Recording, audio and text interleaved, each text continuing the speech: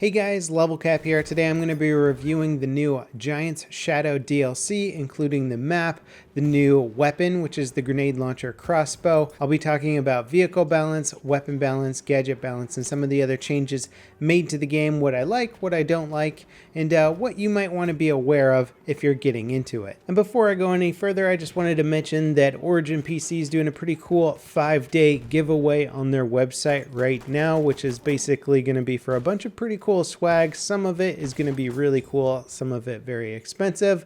It's free to sign up. I'll put a link in the video description if you guys want to win some cool holiday gear. All right, now on to this new DLC. Let's start by talking about the map. It's a fairly large map, kind of linear. All the capture points go in a row, at least on the Conquest game mode. It can play most of the game modes except for Operations, which is really a shame, as Operations is one of my favorite game modes. I don't know if it'll be worked into a future Operations. DICE hasn't really commented on that. Now, because the map is converted from a single player level, you may recognize a lot of the scenery, though the giant crash behemoth is new. However, the map itself does seem to be fairly simple. I wouldn't say it's one of the better looking maps. In fact, I would say it's probably one of the least attractive maps that DICE has released so far, which is kind of a shame. It's not to say that it's an ugly map, but compared to the other map standards, I would say out of the 10 that have come out, this one is easily the least impressive visually. Now, during the Conquest game mode, all the combat seems to be drawn towards the center of the map. There's 2 capture points in the center of the crashed behemoth, and a lot of fighting goes on there. Around the behemoth, the landscape is very much lacking in cover, so it becomes sniper heavy. I was playing the sniper class here, and just racking up kills. Whenever I started playing other classes, I felt kind of out of my element, not really able to fight in some of the bigger wide open areas, and that is most of the map. Big wide open areas. It's not until you get to the very ends on either side that you start to get a bit more of the city and more destructible environment and stuff like that, which is a little bit more fun to fight in. Unfortunately, you're just not going to be on those ends of the map as frequently as you will be towards the center with the behemoth and the wide open landscape. So yet again, we're getting another map that favors the scout class very, very heavily, which could be a good thing if you really like playing the sniper class, and a bad thing if you enjoy variety. And I have to say, it's pretty easy for me to come to the conclusion that this is my least favorite map out of the 10 that have come out so far. I like every single other map significantly more than this one, both visually and gameplay wise. I'm just not liking this map. If you compare it to, say, Operation Outbreak that we got for Battlefield 4 as a free DLC map, that one had so much more detail, care, and finesse put into it, and I feel like this one was just kind of slapped together. Maybe it wasn't, but it sort of feels that way, like a quickly converted single player level. Now let's talk about the grenade launcher crossbow, the new gadget for the support class. This is a fun little gadget. I have to say, I was really enjoying using it. It's a good alternative to, say, the mortar if you've been using that, or the limpet charge. It's definitely more effective on close quarters, infantry intensive maps. Think Amiens or Argonne Forest. If you're playing on a big wide open map, specifically Giant Shadow, I don't think you're going to be as effective with this weapon. You can certainly get kills with it, but more than likely, if you can shoot this into a window on Amiens or down a tight alleyway with lots of infantry in it, you're kind of guaranteed to get a kill in those situations. It's almost like running with 3 grenades. Now, I have to say, I'd advise not using the high explosive version of this weapon. It does very little damage. I was trying to take on a heavy tank with it and doing like 6 damage, 8 damage per grenade, and you only get 2 of them, so it's not a very effective anti-vehicle weapon unless I somehow miss something there. So I really just ended up using the frag grenade variant of this, and it's basically like running with 3 grenades as the support class now. Just you have to switch to a gadget to use your other 2 grenades, but you can throw them a lot further. Now, does this gadget exacerbate the grenade spam situation? Yes, absolutely. It does, however, pose as a decent replacement for, say, the airburst mortar. So generally speaking, you probably wouldn't be running with both the grenade launcher crossbow and the airburst, because then you can't run with ammo, and most supports will run with ammo. So trading this off instead of the airburst, I feel, is a decent trade-off, because grenade spam versus airburst spam is sort of the same thing in my book in terms of how annoying it can be. Then again, throwing down an ammo box and using my normal grenades plus the grenade launcher crossbow, I was able to basically hammer the enemy with almost unlimited grenades, which I think could use a bit of tweaking. DICE could definitely look into slowing down the grenade recharge time in this game. Anyway, that kind of covers the new content that's been added with this DLC and patch, but what about the cool balance changes? One of my favorite things that I think just all around is an overall improvement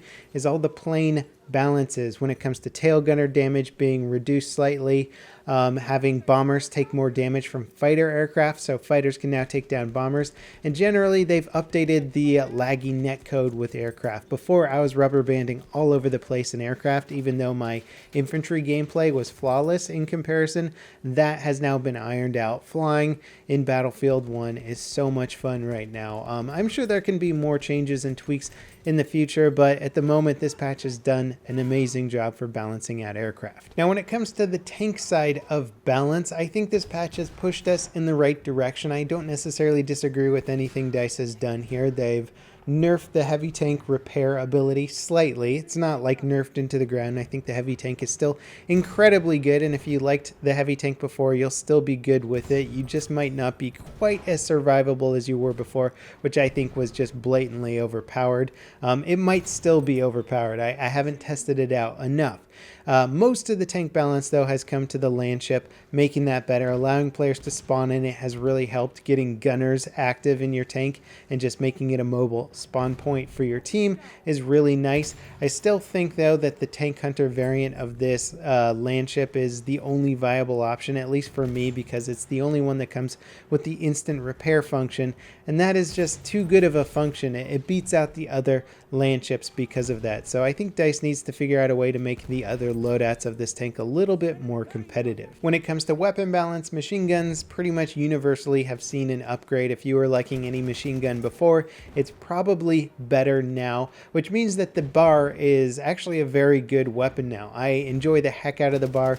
I haven't really played too much with the other LMGs. I mean, I have a little, but I think the bar just blows them out of the water. So when it comes to balance, the machine guns are coming more in line with the other weapons in this game, but within the machine guns, I still think that the bar is like above and beyond the other one, so it doesn't really give me much of a reason to try out anything else. Now when it comes to shotguns, I haven't been able to test them extensively, but I was playing with the M97 a bit and really enjoying that one. That one's supposed to be a bit better now, and the Model 10A is supposed to be a little bit worse at range, basically reducing the range that you can one-shot kill somebody at. All the shotguns, I think, are still pretty darn good, but you just have more options now. You shouldn't see the Model 10A being used exclusively or just constantly getting one-shotted by it at medium range. So that is a very, very important fix to me, as it was just getting abused a bit too much prior to this patch. Mortars have been buffed after their very, very significant nerf. I was trying them out a bit. They're decent. I think people are going to start coming back and using them a bit more. They're not pinpoint accurate, which is good because it kind of defeated the point of some cover or trenches. If you could always land a mortar perfectly within a trench, then there wasn't much point in having that trench there in the first place. So the mortars now, you have to fire them a bit slower to be accurate, but they're not quite as bad as they were right after the nerf. So I think DICE has found a pretty happy middle ground there. We'll have to see how it plays out on some of the 64-player operations game modes. If mortars are going to come back in full force, we'll just have to wait and see. Now there's also a new custom game mode called Standard Issue Rifles. Unfortunately, I wasn't able to test this out yet. I'm not sure if DICE has put this into the matchmaking officially yet, or if that's going to come out on the 20th. We'll have to wait and see. I really like the concept behind this game mode.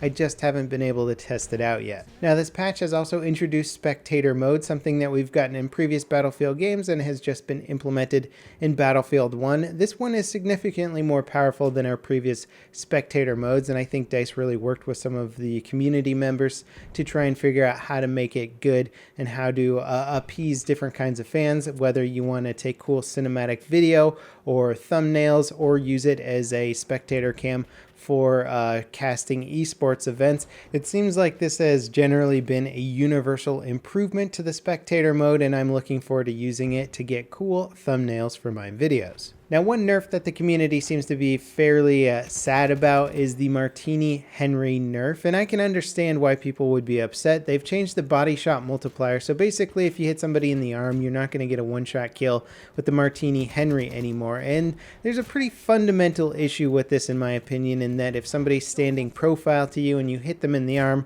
that's a shot that would go through their arm and then into their torso. It should be a lethal shot, a killing shot, but because their arm in a way acts as body armor, reducing the damage multiplier, it robs you of a lot of one-shot kills that you could potentially get. So people are using the Martini Henry and getting way less one-shot kills in that sweet spot range, and it's kind of unfortunate. I didn't think the Martini Henry was overpowered. I think at moments it was incredibly good, but it wasn't my favorite sniper rifle overall. So we'll just have to wait and see if DICE is going to update their damage model or how the arm multiplier works in Battlefield 1. It is different from Battlefield 4, and I'm kind of opposed to the new model. Now, this update did fix a lot of bugs. It improved the quitting situation from rounds, which was a big complaint. One bug that it didn't fix that I think is probably top of my list right now is the revive bug, where basically you would revive and your weapon would sort of look kind of weird and it wouldn't shoot. This has got me killed plenty of times. It happens all the time still in the game. Really unfortunate. I hope that DICE puts this as one of their top priority bugs in future patches. Also, I noticed that people were able to steal vehicles from me in the spawn screen if I'm switching my vehicle loadout. So this was kind of disappointing, going into the tank selection screen, picking a different tank loadout, and finding that somebody just took the tank from me. And when I try and spawn in, it says, oh, you can't, somebody already took the tank, or whatever. So I hope DICE sort of fixes that so that you have the option to customize your vehicle loadout without running the risk of somebody taking that vehicle from you. Anyway, this DLC and patch have brought a lot of nice changes to the game, a lot of needed changes to the game. Battlefield 1 is feeling more and more polished with each patch that comes out, which is really great. My only complaint with the DLC is that I just really didn't like the map, and I hope that DICE spends a little bit more time in some of their free DLC maps down the road so that they stand up to some of the maps that we got in the vanilla version of the game, both visually, balance-wise. I hope that the map designers really go in and create something that I think the Battlefield franchise can be more proud of. Again, that is my personal opinion. You may love the map, but I just feel that it's a bit subpar when compared to the other maps in the game. Anyway, there really is plenty of more information here, but I'm going to wrap the video up now, and we'll be covering other cool, more nuanced aspects of this in the future. As always, guys, thanks for watching, and I'll see you next time. This is Level Cap signing off.